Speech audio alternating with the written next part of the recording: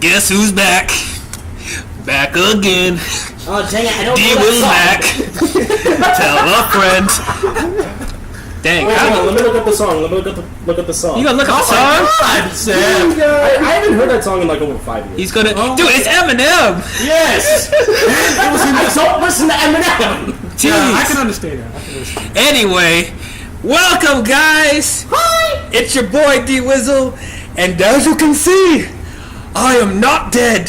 Yes. Actually, they can't really see that. Yeah, no. They can only hear us. Yeah, and they can only see the Black Panther picture I put up right now. Yeah. But, Wakanda forever. Wakanda All that webcam forever. shit is over with. Yes. Well, no, I'm gonna get... All the hiatus shit is over with. Right. Yes. Exactly. Yes, it is your boy D-Wizzle. Thank you so much for tuning back to my channel. I am back after a month hiatus. Sorry guys, you know, it's been really crazy. Just to explain real quick, first of all, I've been on vacation this past month, so that's why I haven't been posting any videos. And also, I felt like I needed to take a little bit of a break, you know, because I feel like I was being, you know, I was feeling overwhelmed with the stuff I've been trying to put on my channel, what content I want to use, and I just needed some time to make sure, you know, where I can, you know, start at, and just Honestly, dude, it's same. yeah, right. So it's like, yeah, just I've been trying to manage yourself, right? Yeah, I've been active, so yeah. Yeah. So I'm back, and we're gonna have some fun here today, because this is episode 5 of the D-Wizzle podcast. Oh, I thought it was Empire Strikes Back. Five. I thought it was too. Mm-hmm. I thought it was. Of course. No, don't worry. 2019. It's coming. It's coming. Woo! Woo! May the But force yeah, be with us. today we are going to be continuing on in our journey in the Marvel Cinematic Universe. We're going to have a huge spoiler discussion on Ant-Man and the Wasp. Or as they call it in Peter and the Star Catcher, the Wasp. That's an inside joke. Yeah. Inside Okay. joke. You wouldn't get it. Yeah, no, we wouldn't. We all wouldn't. Okay, and joining me today, if you haven't heard people in the podcast already, I have an awesome squad here with me today. First of all, we have newcomer to the podcast. We have Josh King, aka Jay Creasy, What's up? and but I By also the way, we recorded in my basement. yes, we're recording in his my basement. basement. Josh, we get it. Yeah, this is his basement. We get it. We're recording from his basement. You guys probably can't see when you're watching the podcast on YouTube, but yeah, we're filming from his house.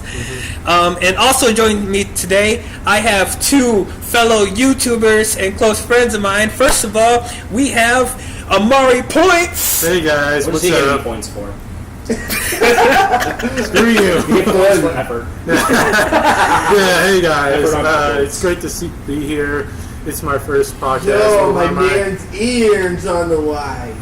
It's my first time on a podcast doing spoilers, so this is kind of new for me. Don't worry, I think you're gonna fit in just fine. And also, we have fellow YouTuber Ruby I'm not Groovy. Yes, you are. You're all knowing. Ruby Groovy. You're all knowing. Yeah. Yes, you are. Oh, stop sitting there! People know who you are. Hi guys, yeah, I'm Ruby Gerby from YouTube, Twitter, Twitch, and Discord. If you guys want to follow me on Twitter or Discord, I'm not really on those as much, but if you want to follow me on all those, links in the description, hopefully, and hopefully we'll be able to chat and I'll get to know all of you guys. Thanks. Yeah, for sure. Wait, If you got Twitch? And you didn't tell me? I don't really tell a lot of people. I'm posting shit on Facebook all the damn time. How are you not going to exposure if you don't tell people? I tell people on Facebook every day. Okay. I'm telling people, hey, I'm streaming on Twitch because I want to. True. Yeah. Okay. So But look who doesn't look at the posts. I do Yeah, we kind once in a while. Yeah,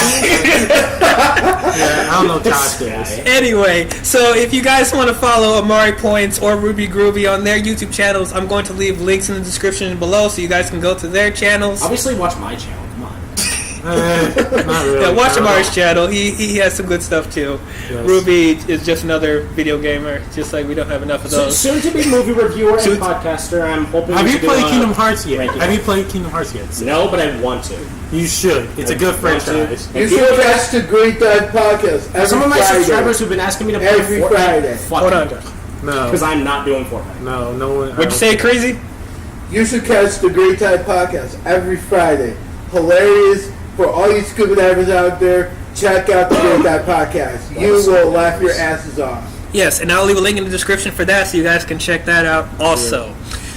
So, if you guys are new to my channel, first of all, welcome. And second of all, we already did reviews on all the Marvel films leading up to this one. We did a podcast on Marvel Phase 1, Phase 2, Phase 3, and we did a big spoiler podcast for Avengers Infinity War. So you guys, if you guys haven't watched that, I will also leave a link in the description below so you guys can watch those. Exactly. Also, to let you guys know, since if you guys are watching this from YouTube, you probably can't see this, but Amari and Ruby are doing a live stream on Facebook too, so they're going to be shouting out people and reading stuff from the comments. So if people want to be interactive while we're doing this recording, they will be reading from that. I'm sorry. Yeah. And I think Jay Creasy, you're live streaming too, right? Jay Creasy's live streaming too, and I see my man's Ian watching. Yeah. So if you got guys, one person watching over here, so yeah, it's what's up, Ian? I miss you, buddy. but yeah, so if you guys hear random things like, "Hey, what's up, dude? Watching," or "Hey, this guy commented this," then that's what's going on. Yeah. But we anyway, apologize. Yeah, apologize for that. We're gonna try not to get too. I do not. Of course not. We're gonna try not to get too crazy up in here, but anyway, that's our huge introduction. So you guys ready to get into this? No. Let's go. I didn't pull up the movie yet. Everybody. Pull up the movie. We got a podcast right now. It's okay, just go on. Okay. Let's keep going. Anyway, without further ado, let's get into this review. I had never seen this movie yet. You are just kidding. I don't want to get into How? You You know this is spoilers, right? This is a spoiler discussion. Oh, by the way, Spoilers, I had never seen this movie. anyway, this is going to be might want to plug your ears for this. This is going to be very interesting. So yeah, we're going to get into our thoughts about Ant-Man. We're going to hit you with the Julia and commented Wasp. on my Facebook Live. She said it's Julia, of course. Yeah. Hey Julia. Okay, so we're going to get in our thoughts of Ant-Man and the Wasp. We're going to hit you with that trailer, and then we'll get back to you on our spoiler-filled discussion. Whoosh!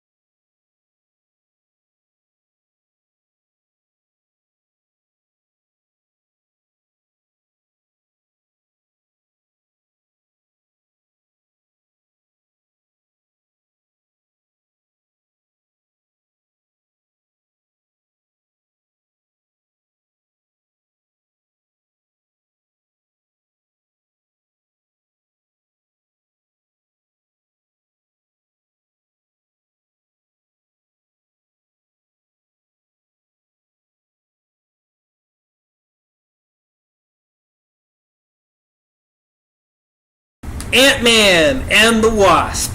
This came out July 6th of 2018. This is the third film that was released in 2018. This is the immediate follow-up to Avengers Infinity War. Oh boy. This was like during Infinity War-ish. During Infinity War-ish. Yeah, kind of is. So, I enjoyed the first Ant-Man. Yeah, I didn't love it, but I did think it was a good time. I wasn't a huge fan of Ant-Man before seeing the first one. I thought he was a silly character in the comic books. And yeah, I couldn't care less about the movie coming out, but when I saw it, I was surprised, and it got me more invested in the character. Yeah, but it was like one of those Saturday morning cartoon movies. It was one of those Saturday morning cartoons, and also at the time it was, trying to salvage whatever script Edgar Wright was going to do for it, because Edgar Wright was originally going to do the first Ant-Man, but they had creative differences and Marvel booted him off, and then they got Peyton Reed, and so they were trying their best to make the script from Edgar Wright work. For the most part, it did, but there was some stuff where it was like, I don't know. I personally prefer Edgar Wright over Peyton Reed. Oh, yeah. I do too. I saw Baby Driver last year. Amazing movie. I never seen that one. I heard it was good. Yeah, it was great. Movie. It was great. And Yeah. Julius said thanks for the shout out. Cool. Yeah. No, I didn't mean like a cool. I don't. No, we do, but We know what you mean, D-Wizzle. yeah. I knew a sequel to Ant-Man was going to come, because it's going to be in the slate eventually. But just up until Black Panther came out, I didn't really know I didn't really have that much expectations about how the franchise was going forward. But then Black Panther came out, and from there I was like, oh my god, this is something different. This is amazing. And then Infinity War came out. Jesus Christ! Yeah, we were all an emotional wreck. And we were all in the Wasp. Yeah, okay, hold on. Hold on. But I was like, Infinity War was probably the most anticipated film of all time. The big culmination of the MCU. And it's like, not only did it surpass our expectations, 10 years. but it's just went in directions that we've never seen before. It's just, it was dark, it was emotional, it had a strong villain, most of the characters had their time to shine. It was amazing. But it also left a sad taste in our mouth because, spoiler, it killed half the characters in the universe with the snap of Thanos' fingers. And we were just an emotional wreck, or at least I was. We were. We all were. And it was a little bit more than half. I was about we were more than half the Avengers, probably. Right. Actually, the original Avengers survived. If you haven't noticed, Tony Stark. Tony Stark. Already. Tony Stark, Cap, Black Widow. He's not Cap. He's Captain Nomad. Yeah, Black Widow. Who else? Thor, War Machine, and Hulk. He said Bruce. Rocket, right? He said Rocket. Rocket too. Rocket. He's a Guardian of the Galaxy. Yeah. So he doesn't count. Yeah. So the moral of the story is that I think what the bar that Black Panther and Infinity War set, it made us feel like, oh, we can't wait to see what new directions, what more sophisticated, darker directions that this franchise is going. But then Ant-Man and the Wasp was announced to be the movie right after, and I'm like, okay. I mean, because Black Panther and Infinity War felt so different, and with Ant-Man and the Wasp, I know they're not going to take huge risks with that movie. It'll feel like we're kind of going backwards. It felt like they already took enough risks from Infinity War anyway. Right. And I know for certain people this will feel like a palate cleanser because, Infinity War kicked people in the groin so many times. Yeah. Yeah, so it's like, I get from that aspect, but, I kind of respected it for that, even though I didn't like it at the time, but I respected it. But, Ant-Man and the Wasp, at that point I'm just like, if it's a serviceable, fun Saturday morning cartoon, it's an enjoyable time. It's not too stupid, and the villain's not too forgettable. I can be okay with it. I saw the trailers for this movie, and I was looking forward to it. It looked like a fun time. I really like Wasp from the first movie, so I'm glad we actually get to see her in the suit, battling out. Teaming with Scott and stuff like that. Yeah. She took names and kicked ass and took names, right? No, kicked names and took ass. Kicked names and took ass. Kicked names, took ass. Yeah, that's probably dumb. Yeah. Yeah. So I have that picture of Tony and Stark looking off like. I know people can't see what face Ruby did, but For those who have seen the movie, you should know what I'm talking about. right. So I saw this in the theater. My expectations were leveled pace, and I gotta tell you guys, I enjoyed this movie quite a bit. Yeah, it was pretty good. Yeah, I liked it. It was a fun time. and I might be in the minority on this. I saw this twice, and I think I'm comfortable to say I think I did enjoy this more than the first film. This wasn't as dumb as I thought it was going to be. Yeah, there's some dumb moments in it, which we'll get to, but overall, I thought it was an enjoyable Marvel movie. Yeah, it was good. They had a reason to be dumb. He had a reason to be dumb. Exactly. Especially Luis. Luis. Yeah, definitely. So, Jay Creasy, your general thoughts. What did you think about Ant-Man and the Wasp? Yeah, tell your thoughts. We want your honest Ant-Man and the Wasp. Okay. Honestly, I think Ant-Man and the Wasp was totally a good movie. I'm not saying like it's just good. It's like a movie that really surprised me from the first one. The intro I like to say pretty much got me into the chills and the feeling that this person's mother, I can't remember the character's name, but she discovered that her mother is still alive, and I did like the fact that she could still be saved. But what upset me though was like the end preview. Hold on. We're not gonna jump around too much. Well, just general thoughts. Just like, did you like it? Enjoy it? Did you like it more than the first film? Did you like it less than the first film, or was it on the same? Damn.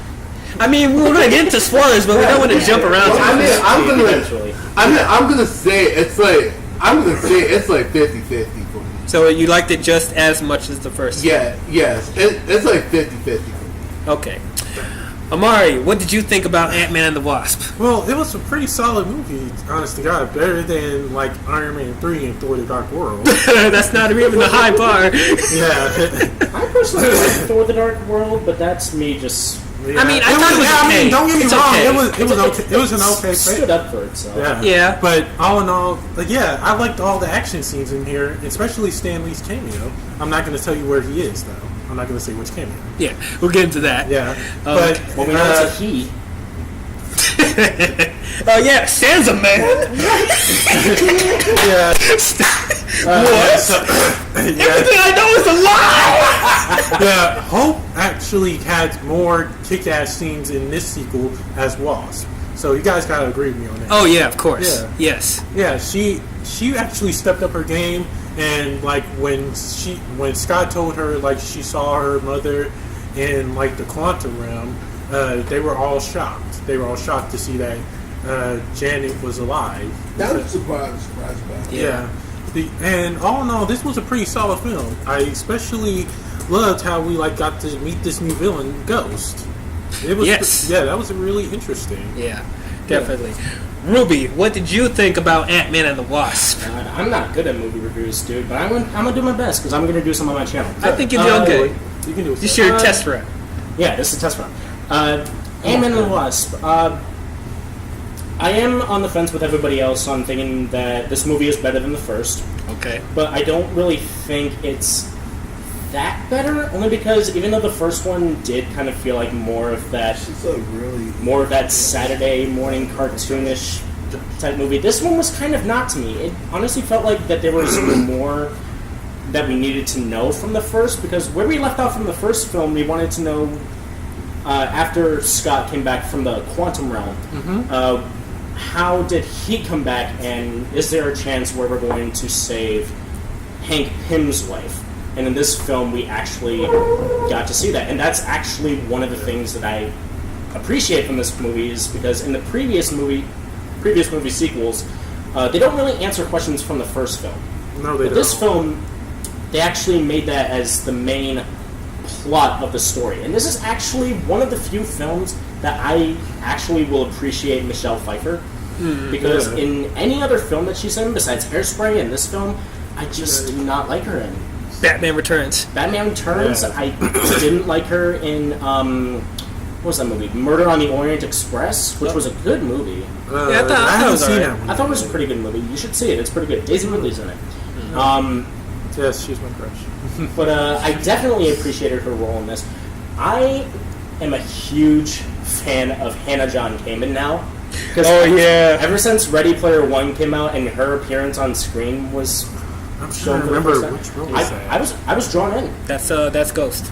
That's Ghost. Oh yeah, I Yeah. remember. Yeah. Ghost was portrayed well. It's just a lot of people portray their roles well in this movie. Hannah John Kamen, Paul Rudd. Paul Rudd. I almost said Scott. Michael. Well, that's him. Benjamin Lilly, Michael Douglas, Lawrence Fishburne. Even though he's pretty much in Michael pretty much Pena. anything now. We cannot forget about the famous Michael Pena. Michael Pena. Michael Pena, he's okay. I'm not really much of a comedic type guy, so Oh my gosh. I'm okay with him. But Oh my god. I don't know. I would appreciate everybody else I more. cannot deal with this. But honestly, yeah, the movie felt like there was more at stake, and having it be the events. The thought of this film being after Infinity War, like when I saw Infinity War for the first time at my employee screening, I'm looking at it like, okay, walk out of the theater. We are going from this film to Ant-Man. Yeah, it's like a huge We're drop going off. from huge spoiler, 10-year anticipation, culmination, big fucking war. Everything. Shit, The stakes are everything. Everything is stakes. Technically, part one. That's just my opinion. I think it's a part one. It feels like a part one. Because they made Avengers 3 and 4 at the same time, so it kind of makes it feel like, okay, Infinity War is just part one. So Avengers 4 is probably going to be Infinity War part 2. Even though they don't want to call it Infinity War They don't part want 2. to call it that. It's so stupid. Yeah, I That's know. a discussion for another time. That's another time. But we are going from Infinity War to Ant-Man. Yep. What? It's like literally you're climbing a skyscraper and then he just falls off a cliff. It just falls off a cliff. Like, Ant-Man the Wasp. So we're going with Ant-Man. Okay, we're starting off with Scott Lang hanging out, playing with his daughter. Yeah, because he's been under house arrest. Under house for arrest. like 2 years now. Yeah. So So from Infinity War to house arrest. yes. But well, we just get into details then. So I that's kind of already started that. yeah, yeah, you kind of already did, but that's okay. But yeah, so if you guys haven't seen Infinity War, first of all, what's wrong with you? Yes. Why haven't you seen Infinity War? It's out on digital. It's out on digital. And it'll be out on DVD on the 14th. Yeah. So yeah, if you guys watched Infinity War, you guys probably noticed that there are two members of the Avengers or part of the Marvel Cinematic Universe that were noticeably absent. It was Hawkeye and Ant-Man. Yeah. And we were wondering where Ant-Man Ant-Man. is an Avenger? Yeah, where was Tic Tac? Where was Tic Tac at? Yeah, Tic Tac. Yeah, that's what we're calling. We call him Ant- Tic Tac. Yeah, where was he? But yes. Yeah, that was the question. Infinity War is still at AMC. Go see it. So Oh, it I is? just looked it up. It is? Look it Oh my up. gosh. Oh my God! It actually is. Yeah. Oh gosh. Oh, it actually is. But yeah.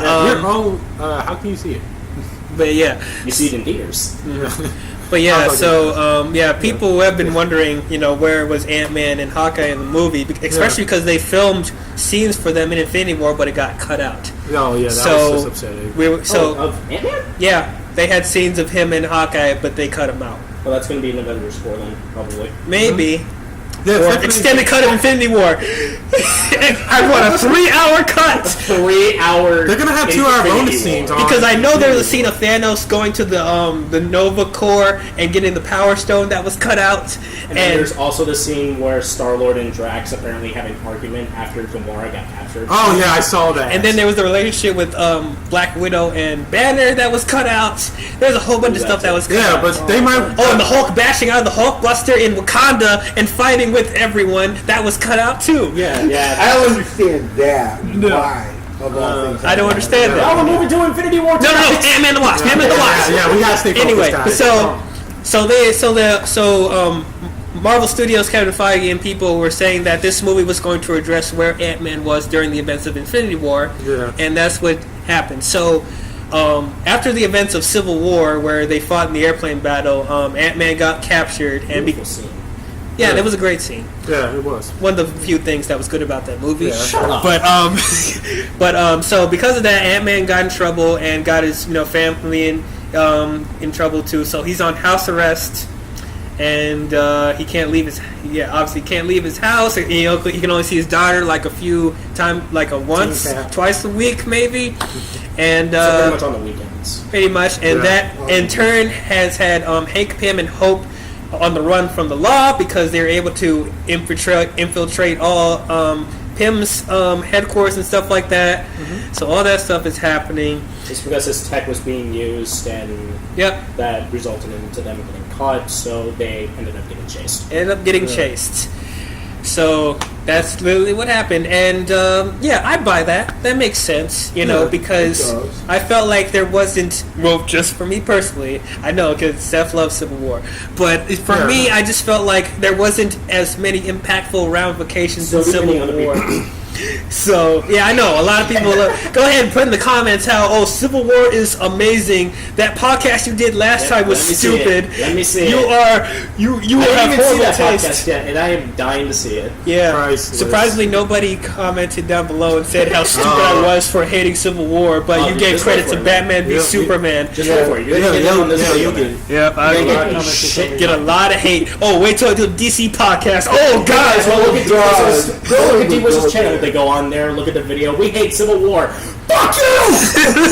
dislike. Block. Done. Unsubscribe. Throw the computer out the window. Anyway, this is about Ant-Man and the Wasp, right? Yeah. Anyway, anyway, so I'm glad that there was some ramifications with Ant-Man that makes sense, that corresponds to Civil War. It does make sense. Paul had to answer for using Pym's suit without him asking, and now because of that, got in trouble with the law. So I like that. What I really like too, we talked about Ant-Man's daughter. I love the relationship that he has with his daughter. I do love that actress too. She's just that little girl is just so adorable, man. She's 10 years old, man. She is so cute. She is so cute. That's a great child actor too. Child actors are improving so much. Yeah, and I also see her being the next generation of superhero. I see her being the next superhero. You want her to be next Wasp, she's trying to do? Technically, the next generation. I can see that happening. Her being Ant-Man, Wasp. the next generation of Marvel. Yeah, because we're seeing all of them we're hearing all good things. They already got 20 movies lined up and everything. So we'll probably see her because they're making so much money, and we need to keep. It's an assembly line. The story along, and it's going to get boring. Yeah. Honestly, I love Marvel over DC, and I honestly don't want it to continue longer as much, because even though we're getting, after Avengers 4, we're getting Spider-Man Far From Home. Yeah. And Guardians of the Galaxy Volume 3. Hopefully. If they find the right direction. Y'all heard the controversy with James Gunn, right? Yeah. Look at them tweets. Apparently Dave Bautista's defending him. Yeah, the cast is defending him. So they're like family. And they're about to walk out if you don't hire back James Gunn. Oh man, guys, guys, I understand it, but you guys know that they can replace you. I love the original Guardians. Me too. Oh, Edgar Wright Guardians movie? That would be amazing. That would be amazing. Please call up Edgar and be like, we're sorry for Ant-Man. Can you please do Guardians? We'll let you do whatever you want. Please do Guardians 3 because everyone walked out. We're in dire need of a good director. Right. And it's because there's other Guardians in the Marvel Universe, so it's not just the main 5 that we've seen. So they could get new Guardians if they want to. So guys, be careful when you're trying to protest stuff because apparently there's more Avengers than what we've seen so far. Oh yes, a lot more. And now that the Fox deal is looming over, pretty soon we'll get Fantastic Four and X-Men. Yeah. So the universe is going to get bigger and bigger. They showed Thanos too early, man. Yes. It's what is keep RDJ and Steve Rogers on this contract for 30 years plus. Right. But he's 50. I don't want to see a 60-year-old Iron Man. I'm sorry, guys. We have almost a 50-year-old Ant-Man. Oh, God. Yeah, he doesn't age. Paul Rudd doesn't age. He looks great. He looks pretty damn good. Yes. Yeah. He's so good. But yeah, this is a podcast about Ant-Man and the Wasp. So anyway. We go from Ant-Man to talking about James Gunn being fired. and tomorrow, Fantastic Four and X-Men. So this is a testament to I've been gone for so long, and there's so much that I didn't talk about. Yeah. So we have to mention it somehow. Sorry, Ant-Man and the Wasp, you're expendable. I'm just kidding. This is Ant-Man and the Wasp plus Infinity War, Civil War, and the rest of the MCU. That's the MCU going forward. In the future. Yes. Going into the future. Watch. Phase 7. Phase 7. Wait, Phase 4? Fantastic Four? Phase 4? Fantastic Four? Literally, Fantastic Four needs to be in Phase 4 so they can do that Phase 4, and then the box set's gonna have Fantastic Four and 4. Eventually there's going to be Phase X. 10. Oh, God. Phase 10. Phase 10. X-Men. Oh God. we'll be old ass people. We'll be old people by the time that They're probably going to be like 70. 70. So yeah. So yeah, this is about Ant-Man and the Wasp. Anyway, hey, focus. I'm in this Marvel phase. Focus. So yeah, yeah, I love the chemistry that he has with his daughter. That whole like obstacle course thing they made in the house, that was really cool. Oh, I thought that was too far. Yeah. I thought that was. That's like the coolest obstacle course I've ever seen. I want to make that for my daughter one day. I'm making it for my son. Yeah. I'm definitely making it for my son. How do you know I'll you make sure if I have a boy or a girl. You know, the son I just want a boy. the son. Ha ha ha ha ha. Hey, I'm okay, be gay, Godfather. Oh yeah, I'm the godfather of Crimson Amazon's child. Crimson Amazon's having a baby, by the way. Oh yeah, you guys know her from the Phase 3 podcast. She's having a baby. Congratulations, I'm the godfather. But yeah, about Ant-Man and the Wasp. We're going so off topic. Yeah. People watching today. Great about movie reviews. We get so off topic. The people watching, returning to my channel, is watching this be like, this is what you come back to. Eventually we're going to go from Ant-Man to Lord of the Rings. Okay, guys, come on. We got it. Well, we get to joke around. We're going to talk about Harry Potter next. Please no. Oh god. Even though Fantastic Beasts trailer, that was cool from Comic-Con. Anyway, that's what I'm going to talk about for that. This is Ant-Man and the Wasp. But anyway, but yeah, I love the chemistry with those two. I hear she's going to come back in Avengers 4, older, the daughter, so I'm looking forward to seeing her. Oh, really? Yeah, because they cast a 17-year-old girl to be her, so I'm guessing there's going to be some sort of time jump, maybe. Rumors, it might be something completely different, but that's what I heard, because I saw like a set photo of the girl, what the girl looks like, and it's like, yeah, it looks like an older, looks like the older Ant-Man daughter. So yeah, definitely see that. But yeah, she was really good. She was adorable. She was like one of my favorite parts of the movie. His Ant-Man's ex-wife and the cop from the first movie. They were not very compelling in this movie. To be No, honest. they weren't. And it's like, I thought they were okay in the first one, but this one they were just kind of annoying a little bit. I mean, not as annoying as the FBI cop. Yeah. Oh god, the FBI cop was so bad. Yeah. Oh, hell, I The hate agents, those dude. cops with I'm like, passion. this is a joke. He was I a hate joke. They're those seeing this guy cops way with too passion. much. Yeah, it's like, I wanted to throw a stick at them. It's like I couldn't take them seriously because he just kept acting like a buffoon the entire time. Oh, It's God. like, I don't understand. He keeps popping up and just doing awkward stuff. This is the stuff from the first Ant-Man that I didn't like, being so awkward and just being silly and stuff like that. So he was probably the worst part of the movie for me. But yeah, the ex-wife and the other dude, they were okay, but they weren't as good as they were in the first movie, and they only are in a couple of scenes. Yeah. But yeah, I don't even like the actress. Who's the actress? Let me hold on. You don't like the actress? Judy Greer, yeah, I don't like her. Greer? I don't like Judy Greer. I'm sorry. Well, I I never never really understood. see her in anything else, so I can't really have an opinion on her. It's like whenever she does, comedic stuff, she just like nails on a chalkboard for me. I thought she was okay in Jurassic World, except when she's whining the entire time. Oh, And then this one, she's Miriam being the says mom hi. again.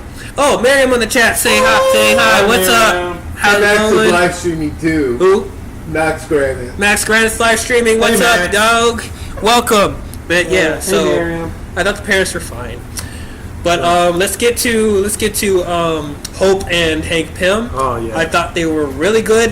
Hope was my favorite character in the first film, and Chemistry was better in this movie. chemistry was much Definitely better. better. Much better. Yeah. Yes, and I love For sure. that Wasp suit. That Wasp suit was great. She had some awesome fighting scenes. Amazing. Yeah, that was. Yeah, she was a total badass. Total badass. I knew she was going to steal the show too. Yes. But yeah, it didn't. Though I'm glad that they didn't take the spotlight completely away from Scott either. You know, you felt like they were a hard-boiled team. I know I saw some complaints about this movie saying that they felt like Ant-Man was overshadowed in this movie. I didn't feel it personally. I felt like Ant-Man just had just as much time to shine as the Wasp. Yeah, the Wasp is more clever and smart and a better fighter, but they established that in the first movie. So yeah, we're going to assume that she's going to kick ass in this one. Because the first one they had the whole movie dedicated to Scott. So yeah, give some time to Yeah. But yeah, I thought she was really good. Hank Pym was also good too. Probably just as good as he was in the first movie. Yeah. Hope was not really whiny in this movie, which is what I hated about her in the first. Yeah, because she wanted to she wanted to be in the field. She wanted to be in the boots of the Ant-Man, and her dad wasn't letting her. And she felt like she was more qualified. Only because her dad was trying to protect her, and I can understand. We didn't really get that until an hour and a half into the movie, and it's just kind of like, come on, just fucking say it already. Just do it. No, wait, mid-credit scene. Wait till the next movie. She's gonna be the Wasp. Oh yeah, wait another 3 fucking years. Oh my god, yes. Fuck you, Marvel fans. Right. I do get why people say she was whiny in the first one. She was kind of whiny, but I kind of understood why. I understood why though. She wasn't just being whiny for no reason to me. Yeah, I just wanted. But yeah. I mean, at least she had a reason to be it, but she didn't have to be like, I'm a baby, I'm crying. I want to be in the suit. I want to do it. Okay, fine. Here's your Milky Wookie in your suit. Milky Way, not Milky Way. I think you're trying to say Milky Wilkie. Actually, Milky Wilkie. Here's your Milky Wilkie and your suit. You want it so badly. Yeah, there you go. But so yeah, Hank Pym was also really good. Yeah, he was. Like I said, I don't like Hank Pym from the comic books. I don't like him. The only time I was really invested in this character was the Ultron storyline in the comic books, but outside of that, I don't like him as a character. I think he's an ass. But in the movie they actually made me feel for him as a character, making him older, something different. Plus, you got Michael Douglas. Michael Douglas, who's one of the greatest actors out there. So, yeah. And pair him up with Lawrence Fishburne. Just the chemistry between everyone in this movie, besides the Asian agent. Right. Yeah. And anyone with the Asian agent is just bad. Yeah. But everyone else with chemistry, it's so good. Mwah. It's so good. Mwah. I'm sorry, what did you say, Mark? Miriam asked, do you guys have toe things going on right now? I do not. Toe things? 2 things going on. I think that's what you're saying. Yeah, because Amari's live streaming, and Ruby is live streaming, and Jay Creasy is live streaming. So if you're wondering why you're seeing a bunch of stuff, that's why. So, but the chemistry, I agree with Ruby. The chemistry with everybody was so good. Other than definitely. The Asian agent was not good, but everyone, I felt a more emotional investment in everyone, and I didn't expect that. It's I agree. Especially with between Hope, Hank, and his wife, Michelle Pfeiffer. Yeah, she was really good too. I love that. Janet, yes, Janet. That whole dynamic with the 3 I thought was so good. I didn't expect to have this much emotional investment in these characters, but I did. And it's one of the problems that I had with the first film was that they had emotional moments, but it always got ruined by a punchline or a joke. And so in this movie, whenever they had an emotional scene, I was just sitting there waiting, being like, okay, where's the punchline? Where's the punchline? Where is it? And we didn't get it. Oh, you let the scene breathe. Thank you. Thank you for not interrupting the emotional moments, putting in a joke. Now we can breathe with you. Thank you. Yes. I like that. That's what made me really appreciate it about this movie. Instead of ruining the choke up moment, I'm gonna go make some waffles or something. I don't know. Whatever Scott said in the first movie. I'm gonna make some tea. I'm gonna make some tea. I'm like, come on, guys. Wah wah. Yeah. Wow. Yeah, so I do feel like, since they're now that they can move on from the Edgar Wright controversy, the movie actually knows what it wants to be. It's not trying to shove like a square peg in a circle hole. It's like it knows what it wants to be. It has a consistent tone. It didn't feel as clunky.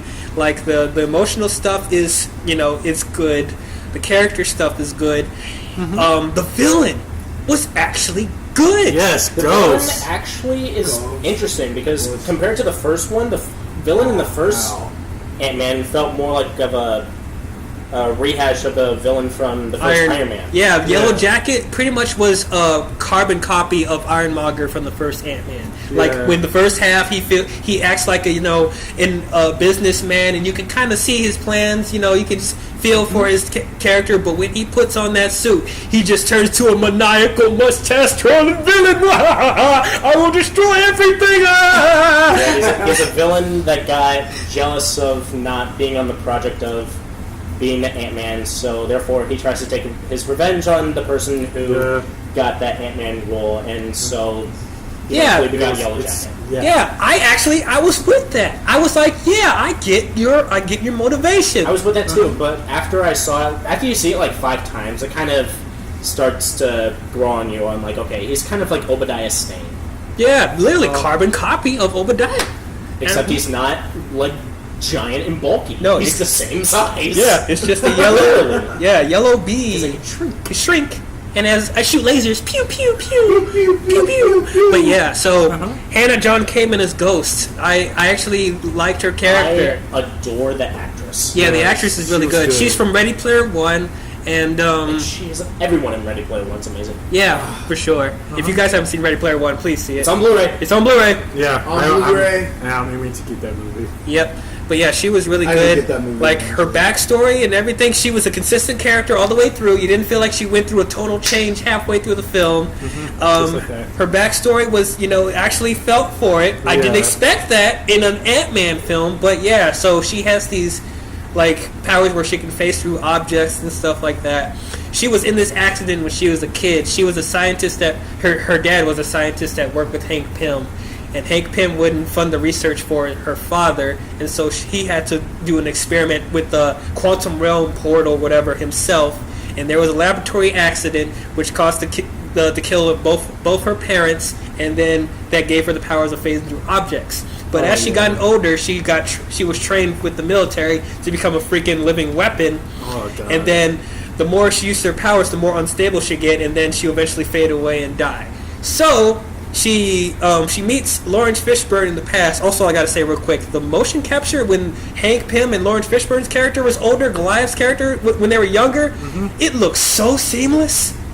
It looks so real. They looked so good. I'm like, they kind of made it like the same from the first Ant-Man when they aged Michael Douglas from the first film. Yeah, it looks so good. The motion capture you can do now, it's really good.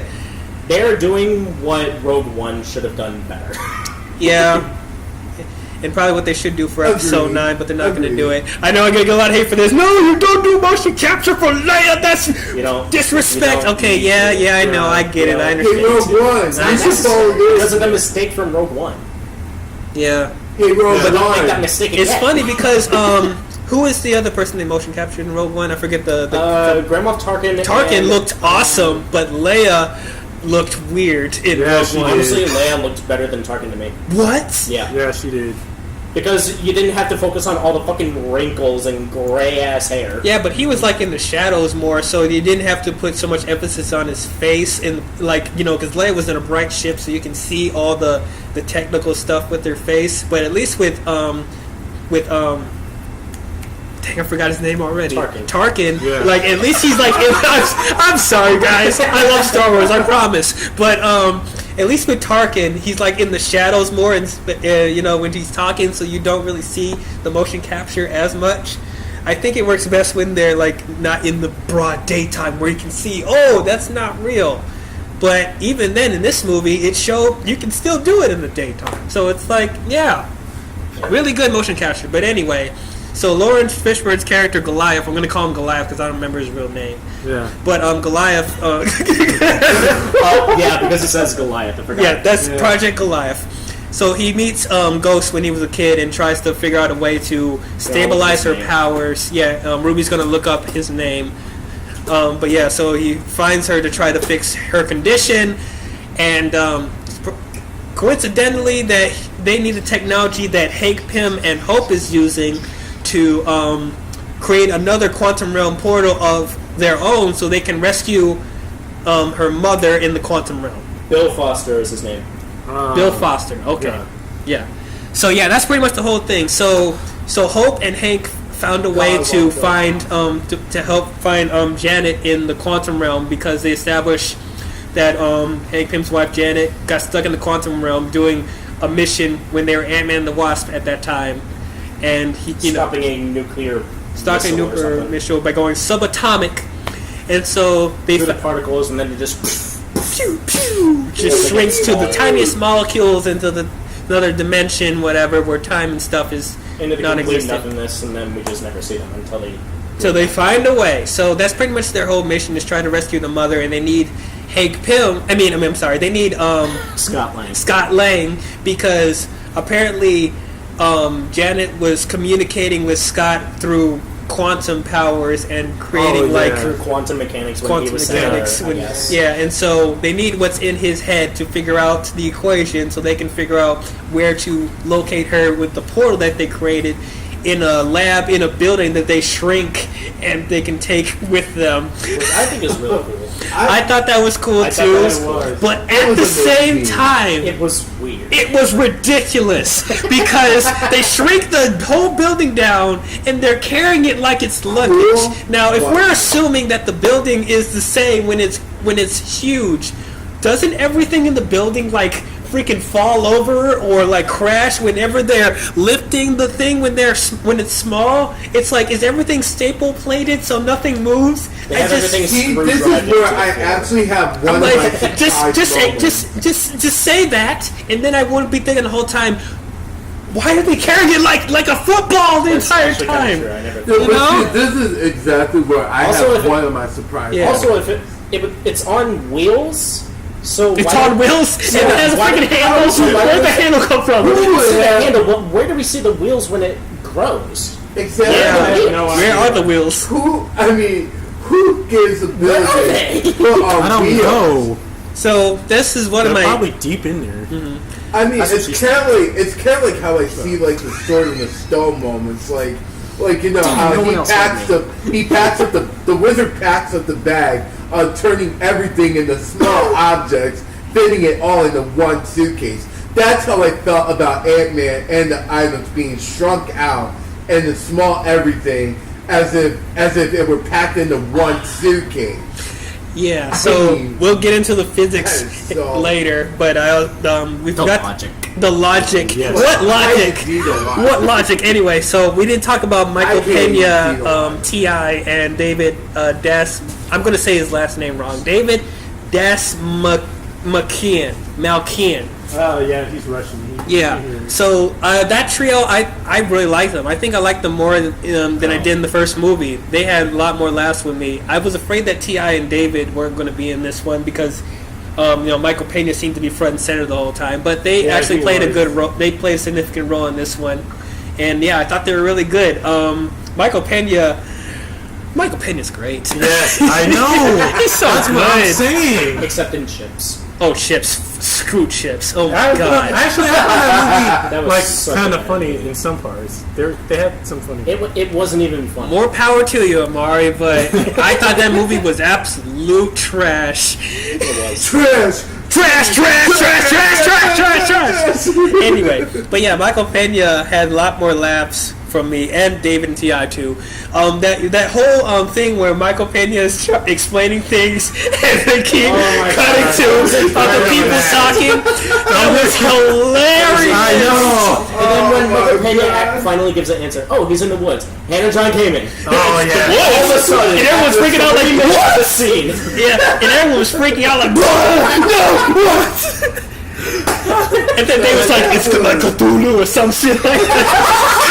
Yeah, he was saying that I forgot the actor's name, I think. David or someone. Yeah, he said it's Baba Yaga. Baba Yaga. It's like Baba Yaga. I was like, wow, really? But yeah, so I thought that whole thing where Michael Pena was explaining things and everyone's like talking into that. Yeah, I thought that was going to feel like very rehashed, and it's like, oh god, we're going to do this again, but it's not as funny. But it actually was funnier because Scott and Hope was in it, and they were playing off what Michael was saying, and it was freaking, it was so funny because they were over exaggerating and stuff like that. Because Michael was over exaggerating the story, and Hope and Scott was playing along with it, and I thought that was great. That took me off guard, but yeah. And that whole thing with the truth serum, it's not a truth serum.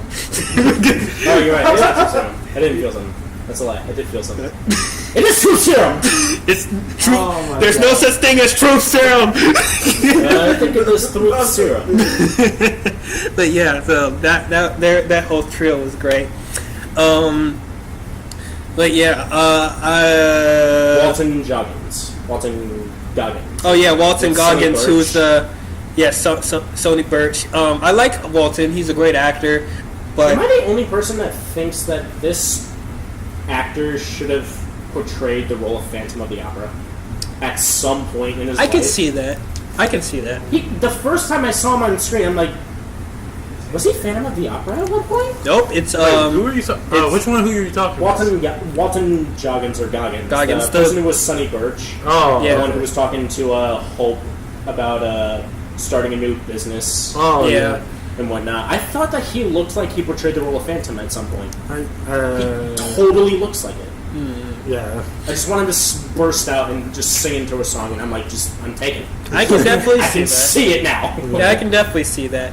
I know I get a lot of hate for this, but I actually like the Phantom from the movie. But I know it was people scary. did. It was okay. It was kind of scary. Yeah.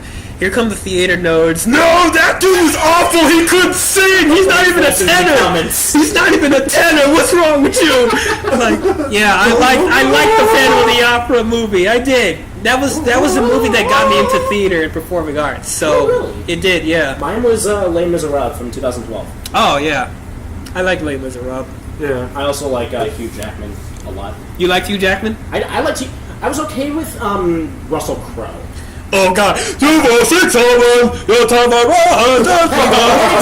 You gotta give me credit because I wasn't that much of a theater nerd before I got into Hairspray. So, and I saw the movie before we actually did that musical. So, I came in with like low expectations all around because I was not a theater nerd until then. Yeah. And then I saw the movie and I was like, okay, that's my favorite musical. Because I ended up seeing the musical right after that, and I was like, yeah. Done. But yeah, Walton. So we're talking about Ant-Man and the Wasp. Yeah, it's about Ant-Man and the Wasp. And this is what we're talking about. We're gonna go from Ant-Man and the Wasp to Phantom of the Theater. I'll take the blame on that one. I'll take the blame for that. Yeah. Sorry. But anyway, so you. Walton Goggins as Sonny Birch. I thought he was fine. He wasn't really a villain, but more of an obstacle in the movie. Oh yeah, he was.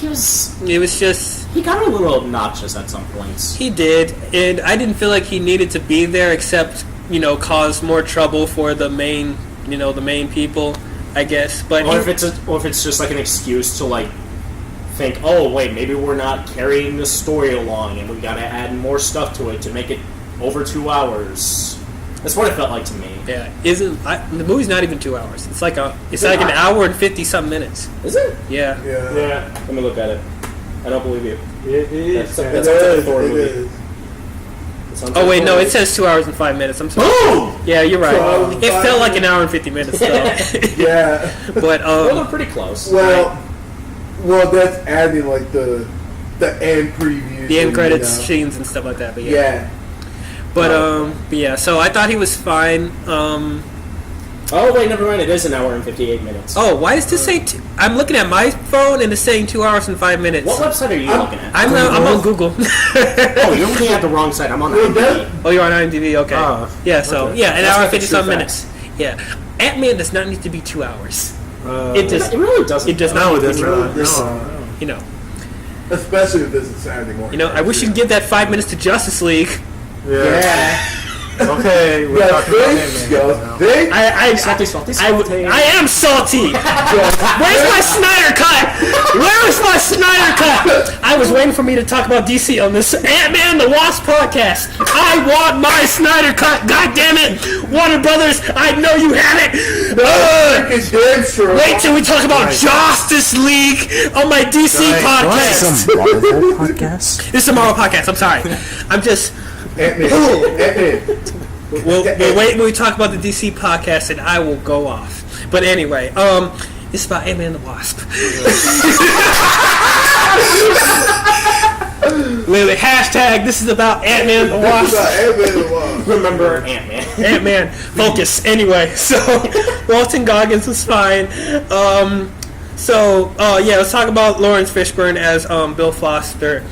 He was good. I love him as an actor. Yeah, he's one of the best actors out there. I was expecting him to just be in that one scene we saw in the trailer and then he'd be done. But yeah, he actually played a significant role in the movie.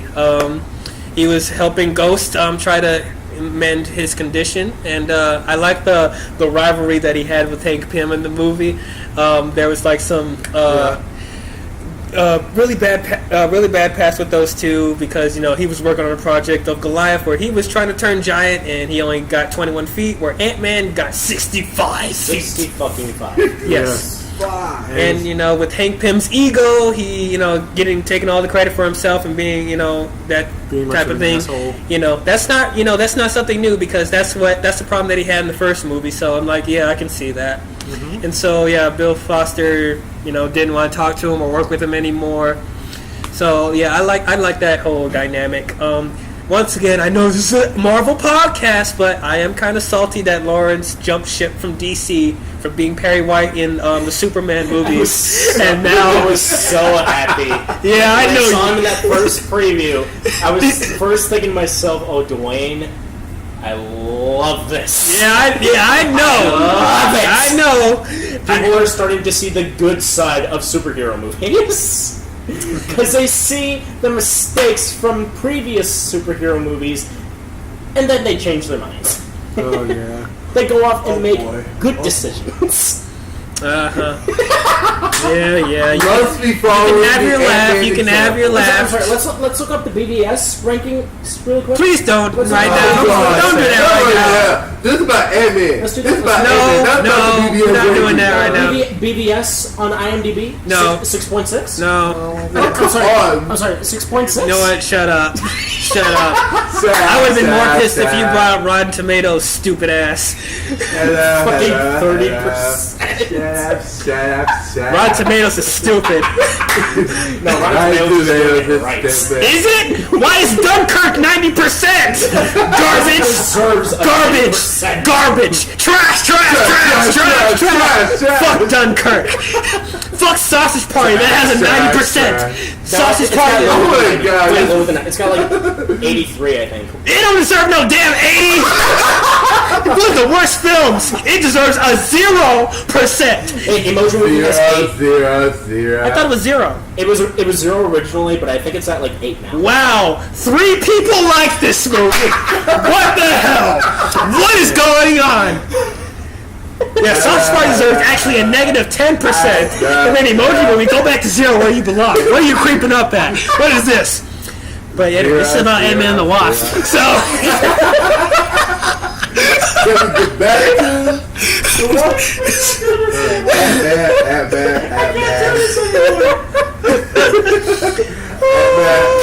Should I cut this out? No, we're good. This is good. We're going all over the place. This is not the return I expected, but I'm liking it. But anyway, Welcome home, buddy. welcome home. Yes. Welcome. So anyway, yeah, Lawrence was good. Yeah, I'm salty that he's not Perry anymore, but he did do a good job. Well, here, how about this? One of the Warriors 3 is Shazam. Take that, motherfuckers. You take my Perry, we got a Shazam now. Goodbye, Warriors 3. Anyway. Trailer looks ass. Yeah, the trailer looks like does. ass. It does. I'm gonna be honest. It don't look good. But I'm hoping it's just a trailer and the movie will be better. Well, the trailer looks fine, the only thing that I despise. Do you not is like the yellow costume. thing on the? You don't like the yellow logo on this thing? Nobody likes the yellow logo. Bright red and bright red suit, yellow ass cape, yellow ass logo, fitting on a fucking pale ass face. That does not look good at all. Comic books.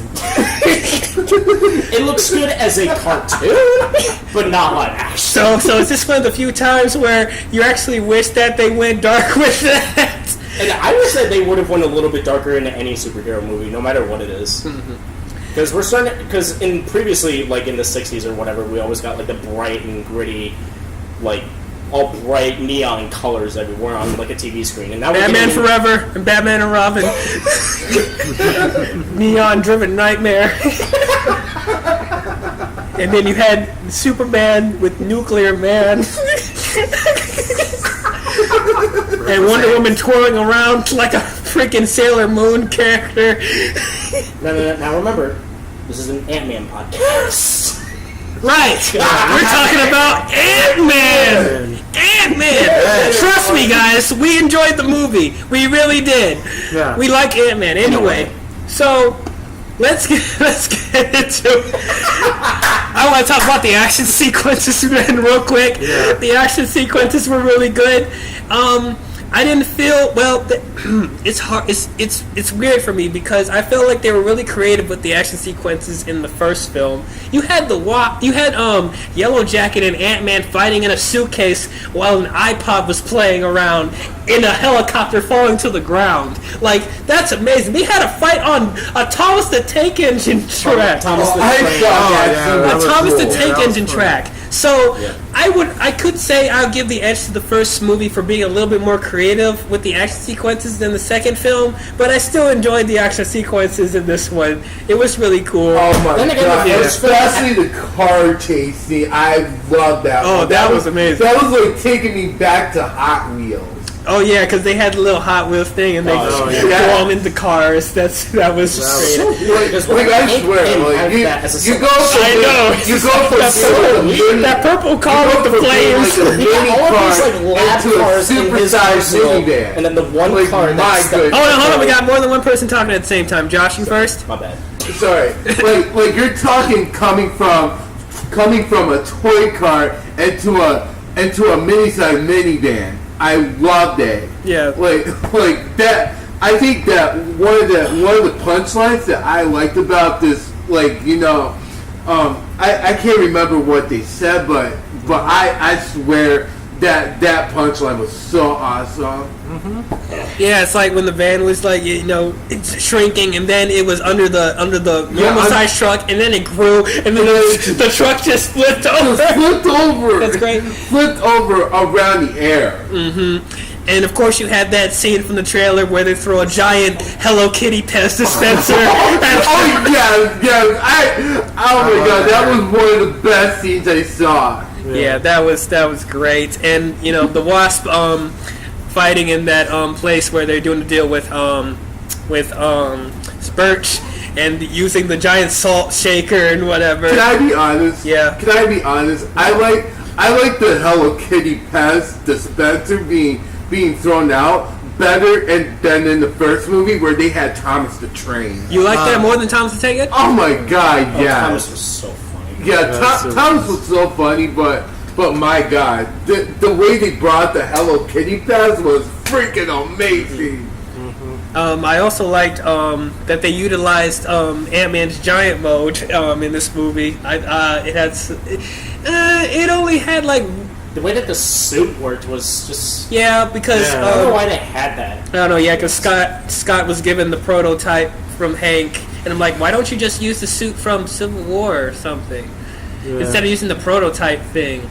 But, Yeah. It's still a work in progress. How much of a work in progress is this? It's like they're shrinking him down to like 3 feet tall, and there's that scene where they're trying to get the Civil War suit from Ant-Man's daughter's school, and he was wearing the giant blue sweatshirt, running around. I love some string cheese and juice box. That was just so funny. That was funny, but yeah. Even though I think I like the design of this suit more than the Civil War suit, personally, because I like the red stripe on the helmet. Really, I'm kind of like the opposite. You didn't like the red stripe on the helmet? I'm kind of leaning more towards like the silver plating helmet a little bit more. Okay, yeah.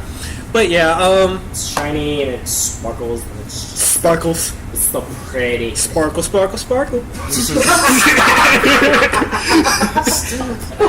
If Doc was here, he'd be like, hell yeah, sparkle, sparkle, sparkle. Shout out to Doc. He was supposed to be in the podcast, but he couldn't make it. But our thoughts are with him. Yeah, thoughts are with him. Mr. My phone died. His phone died, so he couldn't meet us. He didn't know what time we were meeting for the podcast. But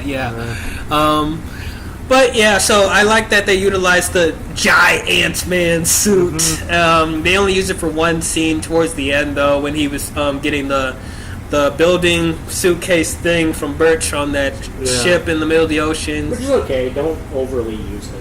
And he was semi-giant in that car chase when he was using that truck as a scooter. Oh, that was really cool. My God. That was great. I thought that was great. That's when we see a certain cameo. Oh yes, the Stan Lee cameo where they trashed his car. It's like Trash. I didn't like the cameo. yeah, that cameo wasn't as great as his other scenes, but it was cool. It was okay. It was okay. So guys, when do you guys think his last cameo is? We don't know. Honestly, at this point, we will never know.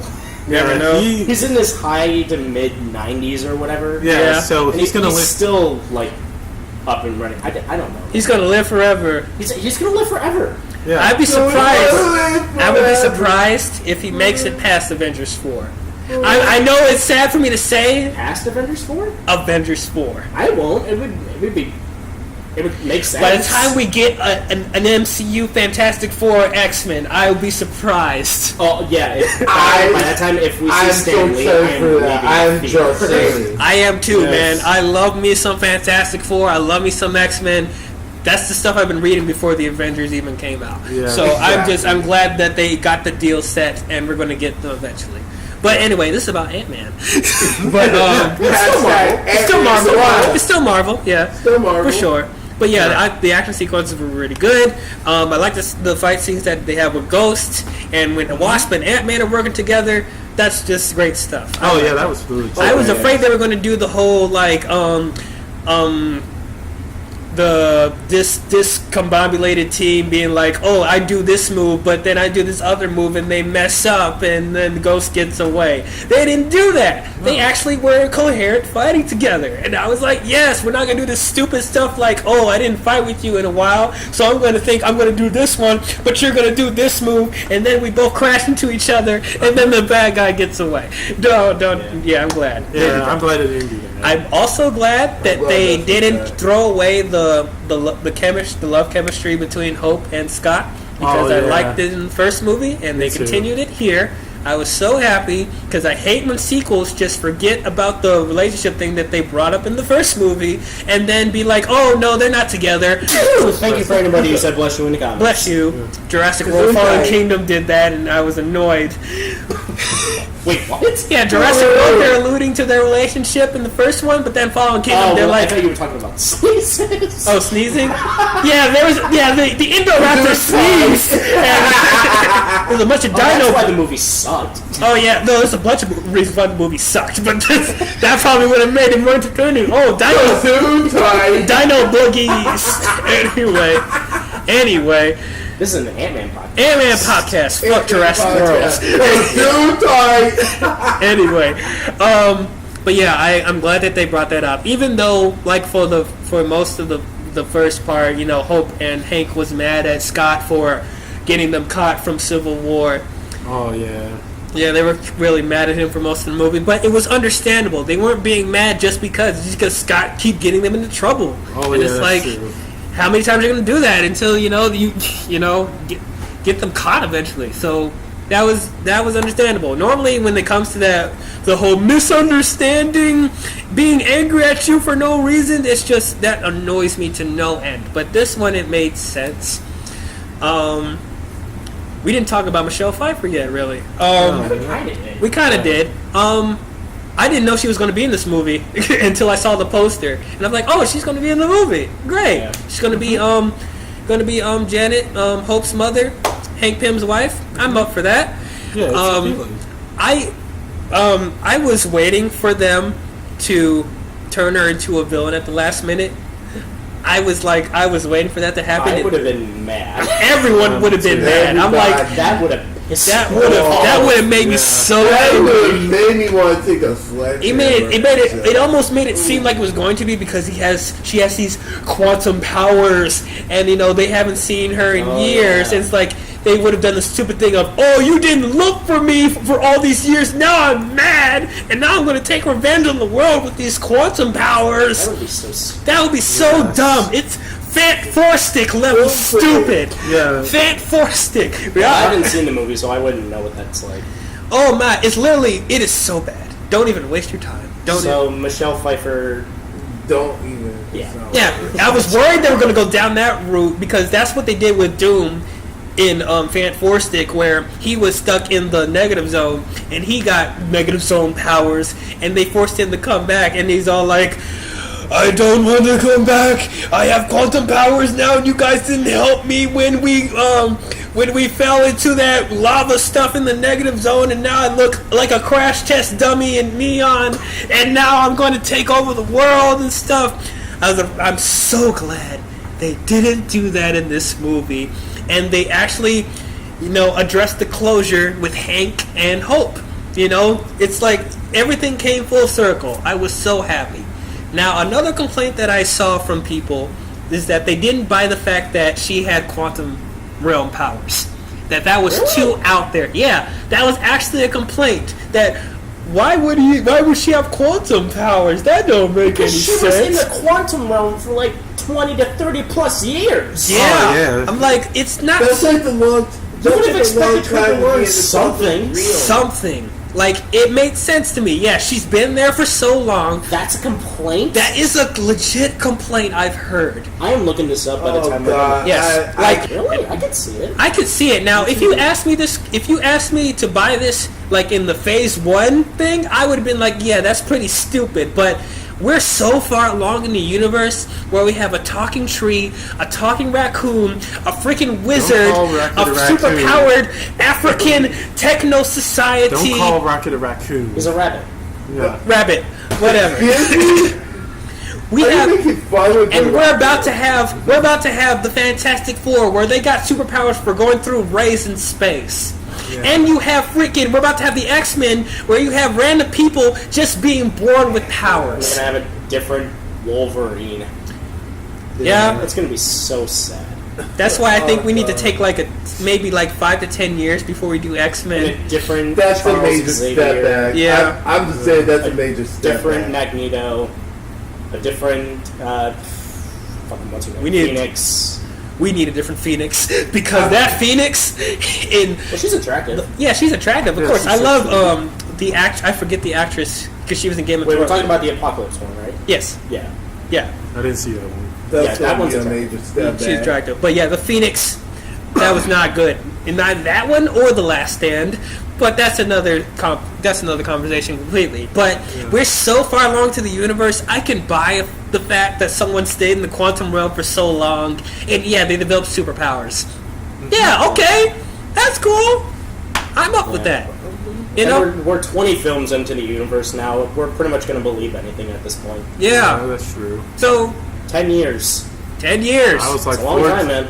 I was 14 when this Major started. step back, I'm just saying. I was That's a major step back. 2008. It came out in May, right? Yeah. Yes. So I would have been 10. I think I was like 12. Because if you were 14, probably 12. But and then Jay Creasy was probably like 13. Yeah, I was 13. Yeah. But yeah, so I'm sorry. I can buy anything at this point. Yeah. Same. So yeah, you could put, even though I don't like Squirrel Girl, you could put Squirrel Girl in the universe and I can buy it at this point. Since you make on a Kendrick. That'd be pretty cool. Yeah, it could probably be entertaining. You make me like Ant-Man, and I didn't like Ant-Man.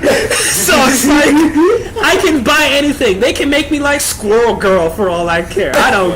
I hate Squirrel Girl, by the way. You killed off Loki 3 times. I was annoyed about that too, but yeah, he better not come back either. I would be so pissed. Back in Avengers 4 stabs him in the back. I will be so pissed. Yes. I will be so angry. Stress!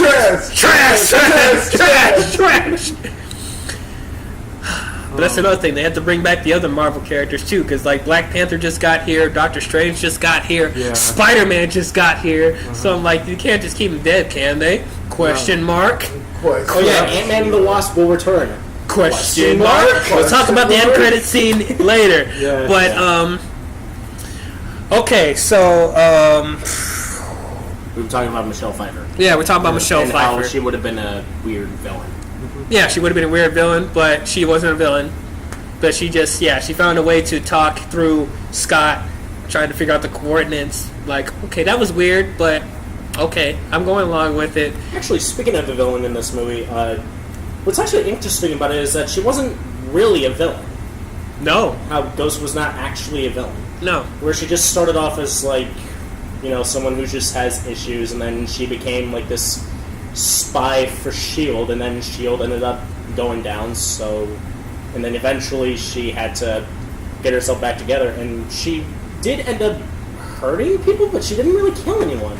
No, even though they said that she's been killing people when she was working for the army, you know, stuff like that. Yeah, and she's been trying to do this for her own good, so I guess that's kind of like a villainous path, but the way that Marvel's been doing it is they're trying to change up their villains and like try to have different aspects of their franchise, which is good because we don't want to have rehashes like how we had in the first Ant-Man's villain compared to Iron Man's villain. Yeah, or have like one-dimensional villains like Malekith and Aldrich Killian and Ronan and the Sovereign from Guardians of the Galaxy Volume 2. Yeah.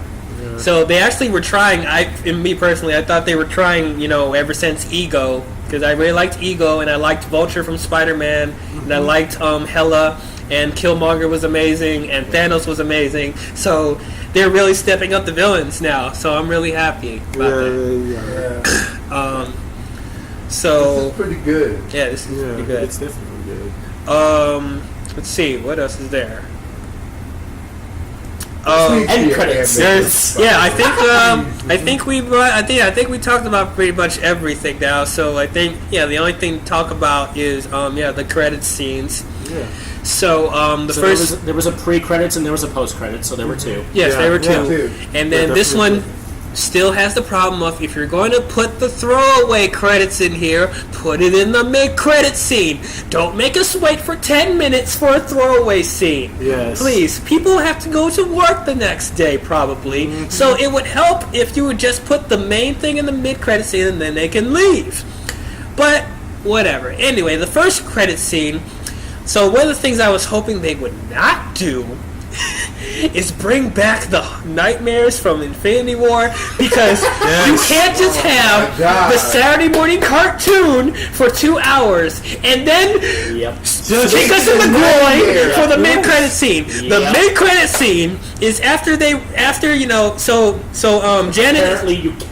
Apparently you can. So Hank and Hope and Janet make a miniature portal to the quantum realm, and they send in a minivan, and they send Scott into the realm to get some quantum energy so they can heal Ghost.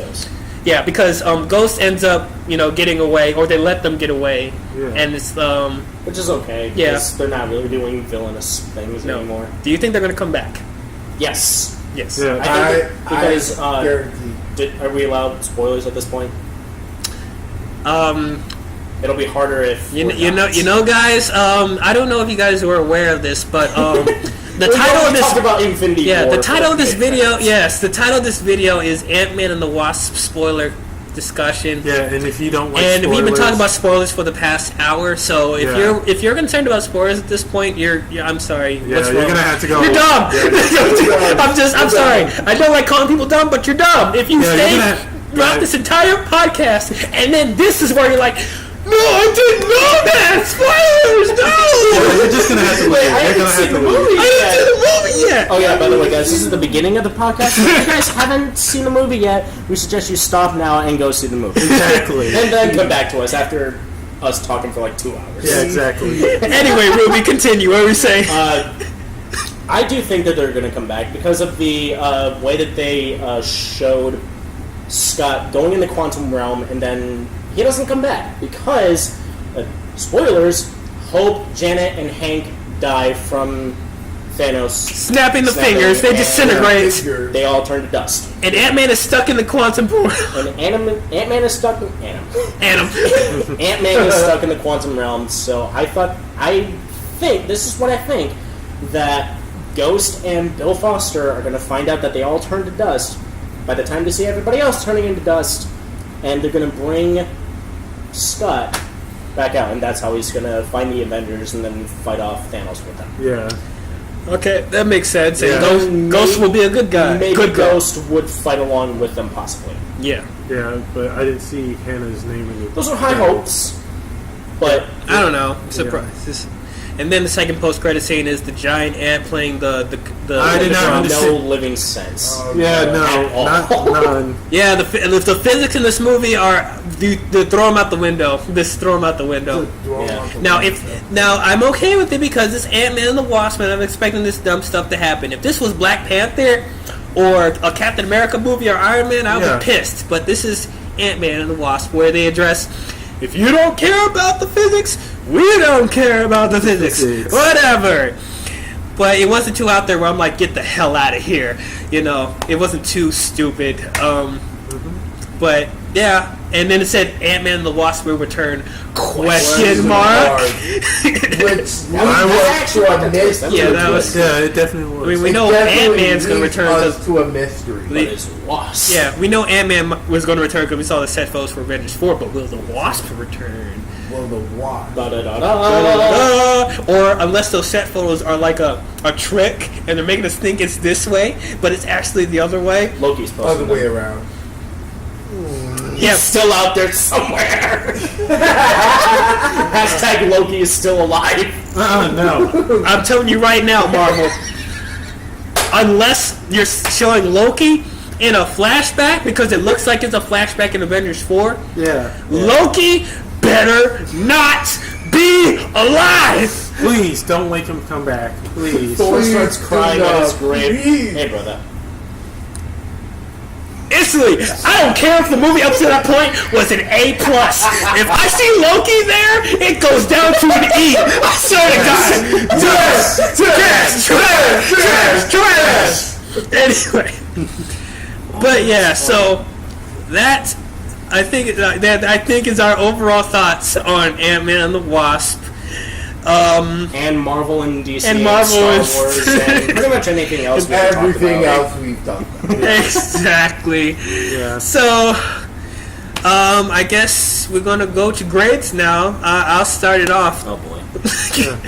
Overall, I thought this was an enjoyable movie. I guess I could say this exceeded my expectations because my expectations were just at a medium ground. And, you know, I was really invested in the characters. It had some really good emotional moments. It tied things from the first film. Yeah. The action sequences were really good. The villain was compellable. Yeah, just overall, it was a good movie. And I'm looking forward to seeing Ant-Man in Avengers 4. And if they make Ant-Man 3, I'm up for it now. I like the Ant-Man character. Well, maybe. Ant-Man 3 maybe. Ant-Man 3, maybe. Yeah.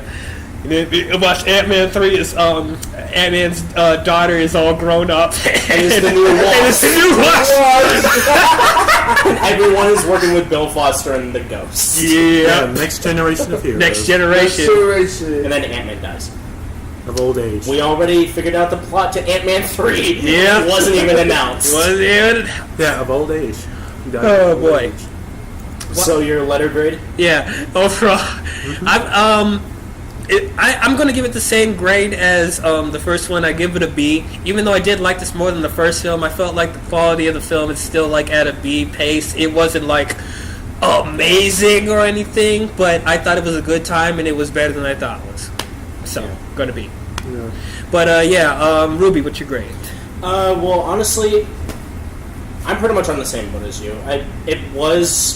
It did exceed from the first Ant-Man, which is what I like to see. I want to see sequels actually carrying off of their previous predecessors, other than having it to go off of mainly from other films like Captain America: Civil War or Avengers: Infinity War. They actually kind of made it a little bit like the Ant-Man flavor, but they also had the amazing aspects of great characters, a good, compelling story. I liked the idea of having Janet be the main issue of the film. I loved Ghost. I love Lawrence Fishburne. Overall, it's not really a big MCU movie. It's kind of, spoilers, it's kind of somewhere in the middle of my list. Kind of somewhere. But we'll get there by the time that podcast comes out. But ultimately, I would say, just for the same reasons as you, but I'm probably going to give it a B+. Oh, you go to B+. Probably a B+, because it's... Honestly, it's not a huge MCU movie, and pretty much all the other MCU movies are probably getting at least an A-, except for a few exceptions. Okay. So, Jake, B+ for me. B+ for you. Jay Crazy, what's your grade for Ant-Man the Wasp? Okay. I do like how the plot was set up in this movie. I do like how they have all the father-daughter moments in this movie. My only criticism is the Asian agent. I didn't like him. I didn't like him in this movie. I honestly, I just wanted to take a sledgehammer and just Oh my god! beat him. I can't believe it. like I just want to zip his lip. Yeah, But nobody liked him. but going forward, I did like how the action scenes developed. I mean, the Hello Kitty pets, the Hot Wheel cars, like the whole like building shrinking and stuff, like that just come into many surprises to me. That interests me a lot. Overall, I think there were some things that they could have done better. Marvel could have lowered down a little bit on some of the MCUs, but I'm just gonna go on the same boat, give it a B. Okay. Amari, what do you give Ant-Man the Wasp? A+. You think. Chill, Josh. Yeah, I'm gonna have to give it a solid B because, well, I did enjoy this one because it was a step. It was definitely a step up from the first Ant-Man, and all you gotta agree with me on this. Yeah. And also, like Josh, I hated that FBI cop. Oh yeah. Yeah, he was a total pain in the ass. If I ever saw him like spying on me and all that crap, I would like literally beat the crap out of him. I would call 911. They are 911. I would take a sledgehammer. Yeah, but all in all, it was nice to see Hope step up her game and finally be in the field, kick some ass. Yeah. Kick some ass, and we get to see Janet for the first time, and Ghost was actually an appealing villain, the longest I've seen in a long time, aside from Thanos and the rest of the good ones. Yeah. Yeah. Sweet. So a B for all of you guys, and I'm giving it a little bit more credit. Yeah. Yes. Yeah. At least it's not in the A range. At least with a few I mean, exceptions. I'm all for Ant-Man being in the A range if it's that good, but you know, it was better than the first film. Nothing really more than an A-, really. You don't want it to be A+ material? It doesn't look like A+ material. But what if it was? War. But what if it was? If it was, then I Like it was Edgar Wright directing this movie. Then that is A++. Okay, Guardians 3. It is a A++ movie. Let's do the hashtag. Hashtag Edgar Wright for Guardians 3. Yes. Edgar Wright for Guardians 3. Yes. Oh, that's amazing. A double plus. Yes.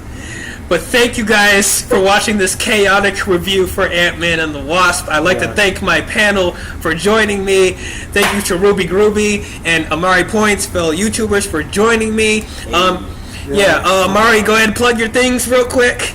Plug your channel and stuff. My Links in the description. Links in the description for both Ruby and Amari's channel, but go ahead, Amari. my YouTube channel name is just my first and last name, Amari Points, where I do movie reviews and tell about movie news and many other things. You can also follow me on the Stardust app at Amari106, where you can see my latest movie reactions along with trailer reactions too. And I hope you guys take the time to check out my channel and comment on my latest vid and let me know what you think.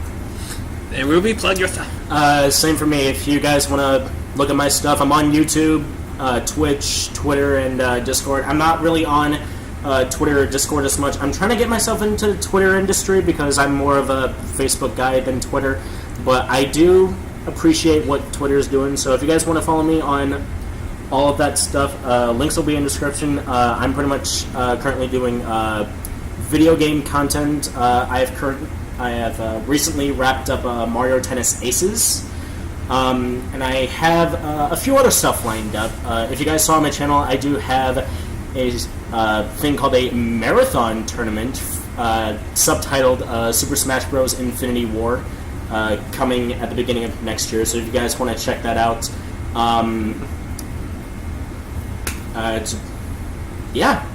soon I will be doing some movie reviews and movie rankings, and I'm sure I'll probably have all of these guys on there as well. So if you guys want to check all of them out and me, that'd be very much appreciated. Yeah, for sure. Jay Creasy, anything you want to plug? I'm gonna give a shout out to two favorite buddies, Brando, James. I'm gonna shout out to you. Check out the Great Dive Podcast. All you scuba divers out there, the Great Dive Podcast. Check out their link on SoundCloud, link on iTunes. Buy all their merchandise, and yes, they have a page. You can follow. I'm gonna punch him. but anyways, they got a lot of merchandise going on. I suggest you go out and buy them, and I suggest you go take a listen to them. They post out on SoundCloud, iTunes every Friday. Every Friday, you will get a joke out of them. Don't buy the actual it's people. good. Don't buy the actual It's good to learn scuba diving. It's good to learn scuba diving, but you can at least get a joke out of them for one. So, Okay. peace out. Yeah, so that's a lot of plugging. But yeah, so as you know, I'm back on the channel. You're going to see more reviews from me. About time. Yeah. I'm just going to do it at more level pace. You're going to see more podcasts from me. I have a Twitter now. You can follow me at D-Wizzle. I think I YAKNOW D-Wizzle. I'm You going to even spell your own Twitter. I'm new to this Twitter thing. I didn't even want a Twitter. sad, dude. Shut up. I didn't even want a Twitter up to this point, but I tried to do it out. I'm going to let you know about my Instagram too. I'm going to get that real soon. I will not be on Instagram. Yeah. I know other people are on Instagram. Shannon Jeffries on Instagram. Follow her. I help promote. So the next podcast we are going to do our ranking of the first 20 Marvel films in the cinematic universe. And it's going to be insane. It's going to be insane. A lot of debate on that one. And then right after that is where we will begin the DC Films podcast. DC podcast. Wake your ass up! Wake your... that's just Leading up to Aquaman coming out December, I'm we're going to excited for review that. all the films in the DC universe leading up to that. That'd be such a meaty pants. Blah. You're not invited. I'm not a big fan of DC anyway. Oh, that's just cool. No, if you really want to be in it, that's fine. But don't be the whole Don't gonna be like, oh, Marvel is better than DC. Please don't do that Please stuff. don't do that. Please It don't. sounds like a Yes. My grandma can make better DC films than these people, except for Wonder Woman.